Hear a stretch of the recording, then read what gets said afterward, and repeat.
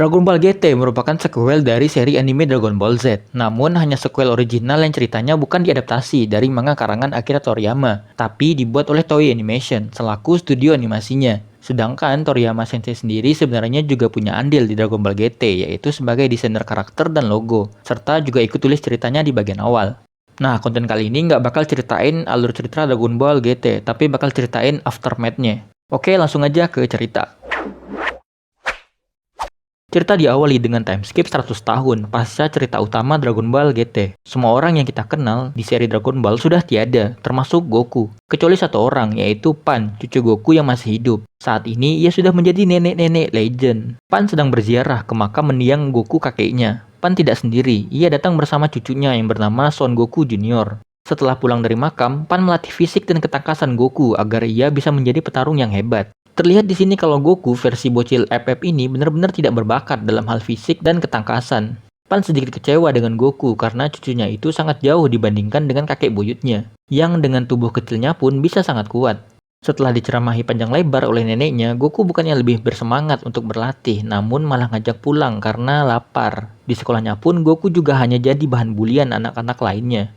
Ketika pulpen kesayangannya diambil paksa oleh seorang anak bernama Pak, Goku hanya bisa pasrah. Sampai di rumah, neneknya pun kesal karena Goku sama sekali tidak berani melawan anak-anak yang memulinya. Ketika lagi mengeluarkan jurus ceramahnya pada Goku, Pan tiba-tiba jatuh pingsan. Nenek Pan kini terbaring di rumah sakit. Goku berjanji pada Pan bahwa ia akan berlatih dengan serius agar menjadi kuat. Pan mengatakan pada Goku bahwa kuat bukan hanya soal kekuatan, tapi juga soal keberanian untuk menegakkan kebenaran. Pan mengungkapkan bahwa ialah yang memberikan nama Son Goku Junior pada cucunya itu, karena ia begitu mirip dengan Son Goku. Pan kembali tidak sadarkan diri, sementara Goku hanya bisa menangis karena takut neneknya tersebut lockout selamanya. Goku hanya bisa menangis sambil berlari menuju rumahnya di bawah hujan. Di rumahnya, Goku melihat foto Pan yang sedang memegang sebuah Dragon Ball. Ia teringat ucapan neneknya kalau Dragon Ball dapat mengabulkan permintaan apa saja. Goku bertekad menemukan Dragon Ball untuk menyembuhkan neneknya. Ia pun berangkat menuju Gunung Pauzu, tempat tinggal kakek buyutnya, karena di sanalah Dragon Ball tersimpan. Di awal perjalanannya, Goku dihalangi oleh Pak dan kawan-kawannya. Mereka meremehkan Goku karena anak lemah sepertinya mana mungkin bisa sampai ke Gunung Pauzu yang dipenuhi oleh monster. Tiba-tiba, kodam bangsa Saiyan Goku sedikit keluar. Anak-anak yang menghalangi jalannya pun dikagetkan dengan kekuatan Goku tersebut. Goku melanjutkan perjalanannya. Setelah berjalan cukup jauh, Goku mulai kelelahan. Ia lalu menebeng dengan seorang bapak-bapak yang membawa truk, minimal mandi. Goku ternyata hanya ditipu oleh si bapak. Ia meninggalkan Goku yang sedang buang hajat di tepi jalan. Si bapak ternyata hanya mengincar perbekalan yang Goku bawa. Goku terpaksa melanjutkan perjalanannya dengan berjalan kaki dan tanpa membawa bekal. Ia bertemu dengan Pak yang sedang bercosplay Halode di depan Indomaret. Buset, ini bocah kenapa tiba-tiba ada di sini? Pak ternyata memiliki sedikit kepedulian pada Goku. Ia memang sengaja menunggu Goku di sana untuk nanti menemaninya ke Gunung Pauzu.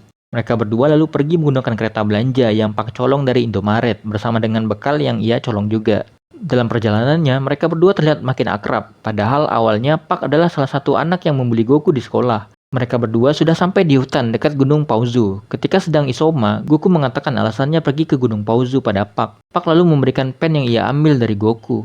Tiba-tiba mereka berdua diserang oleh sekelompok serigala. Pak mencoba melawan serigala-serigala itu, sedangkan Goku hanya lari ketakutan. Ketika Goku hampir dilahap oleh para serigala, ia tiba-tiba bisa terbang hingga menyangkut di pohon karena kodam Saiyan-nya keluar lagi. Mereka berdua akhirnya diselamatkan oleh seorang wanita pemburu dengan senapannya. Wanita tersebut bernama Manba. Manba lalu mengajak Goku dan Pak untuk menginap di rumahnya yang berada di tengah hutan. Ia bahkan memberikan Goku dan Pak makan malam. Ternyata Manba hanya menjebak mereka berdua. Manba rupanya seorang ras iblis yang ingin menyantap Goku dan Pak. Manba bersama dua rekannya yang bernama Rakaru dan Geto sudah tidak sabar untuk menikmati hidangan daging Goku dan Pak. Beruntung Goku dan Pak menyadari ada yang aneh dari Manba. Mereka berdua sudah keluar sebelum Manba masuk ke kamar untuk menghabisi mereka. Namun mereka berdua yang mencoba kabur masuk ke jebakan yang Manba buat hingga terjatuh ke ruang bawah tanah. Goku sampai ngompol ketika terkena lemparan pisau dari Manba. Ketika hampir tewas ditebas oleh Manba, Goku kembali mengeluarkan kodam Saiyan-nya hingga membuat Manba terlempar. Setelah berlari cukup jauh, mereka berdua sampai di jembatan gantung yang sudah peot. Goku tidak berani menyeberangi jembatan tersebut, sementara Pak tidak segan langsung melintasi jembatan. Ketika memberanikan diri untuk menyeberang, Goku malah overthinking melihat kedalaman jurang di bawah jembatan itu. Goku makin histeris karena tali jembatan tersebut putus. Pak yang mencoba menolong pun akhirnya ikut terjatuh bersama Goku ke jurang. Goku beruntung, ia jatuh di tepian jurang yang tidak dalam, sementara nasib Pak tidak diketahui. Goku dengan rasa bersalah terpaksa harus melanjutkan perjalanan seorang diri. Dalam perjalanannya, ia bertemu dengan seekor anak beruang yang akan dimangsa oleh Geto, salah satu rekan Manba tadi. Bukannya menolong, Goku malah lari ketakutan. Namun, ia tersadar, selama ini dirinya terus-menerus menjadi pengecut yang selalu diselamatkan orang lain. Kali ini, Goku bertekad untuk menjadi seorang penolong. Dengan masih menyisakan rasa takut, Goku mencoba melawan Geto. Ketika hampir ditelan oleh Geto, Goku kembali secara tidak sadar mengeluarkan kodam bangsa Saiyan-nya. Ia membuat mulut Geto meledak hingga terlempar jauh. Ibu dari anak beruang itu muncul. Ia mengira kalau Goku lah yang mengincar anaknya. Beruntung si anak beruang bisa berbahasa Opet untuk meyakinkan ibunya bahwa justru Goku lah yang melindungi dirinya. Si ibu beruang pun lalu memberikan tumpangan pada Goku yang ingin menuju Gunung Pauzu. Ketika sudah hampir sampai di rumah kakek buyutnya, muncul Manba, Geto, dan Rakaru. Ketika hampir berhasil lepas dari kejaran Mamba dan rekan-rekannya, Goku terkena lemparan bola besi dari Yamao. Yamao adalah monster babi hutan raksasa yang jadi penguasa sesungguhnya di Gunung Pauzu. Ia merupakan bos dari Manba, Geto, dan Rakaru. Yamao menyerang Goku, Manba, dan yang lain dengan kekuatan upil peledaknya. Ibu beruang mencoba menolong Goku yang hampir digeprek Yamao. Namun karena perbedaan kekuatan yang jauh, ia dengan mudah dihajar oleh Yamao. Goku menyadari dirinya tidak mampu mengalahkan Yamao. Ia memanfaatkan kesempatan untuk melarikan diri bersama anak beruang ketika Yamao sedang mengajar si ibu beruang. Namun si anak beruang malah berlari kembali ke arah Yamao untuk menolong ibunya yang hampir dijadikan sate beruang. Melihat hal tersebut, Goku kembali mengeluarkan kodam Saiyan-nya. Kali ini ia benar-benar secara sadar melepaskan kekuatannya tersebut. Goku bertransformasi menjadi Super Saiyan. Meski dengan perbandingan ukuran tubuh yang sangat jauh lebih kecil dibanding Yamao, Goku berhasil menghajar Yamao hingga tidak mampu bergerak lagi. Satu pukulan keras terakhir dari Goku akhirnya membuat Yamao benar-benar tumbang. Melihat bosnya dikalahkan dengan mudah oleh Goku, Manba, Geto, dan Rakaru lari ketakutan. Setelah sadar dari pingsannya karena menggunakan mode Super Saiyan, Goku langsung menuju rumah kakek buyutnya. Ia akhirnya berhasil menemukan Dragon Ball berbintang 4 di bekas rumah kakek buyutnya itu. Ia langsung mengucapkan permohonan pada Dragon Ball untuk menyembuhkan neneknya. Namun tidak terjadi apa-apa. Ya minimal nonton Dragon Ball dulu dek. Tutorial cara pakainya ada di situ. Menyadari bahwa tidak terjadi apa-apa setelah mengucapkan permohonannya, Goku hanya bisa menangis dan melempar Dragon Ball tersebut. Tiba-tiba muncul seseorang yang mengembalikan Dragon Ball itu pada Goku. Ia lalu menjelaskan bahwa Goku harus mengumpulkan ketujuh Dragon Ball terlebih dahulu. Orang tersebut adalah Son Goku. Ya, kakek buyutnya Son Goku Junior.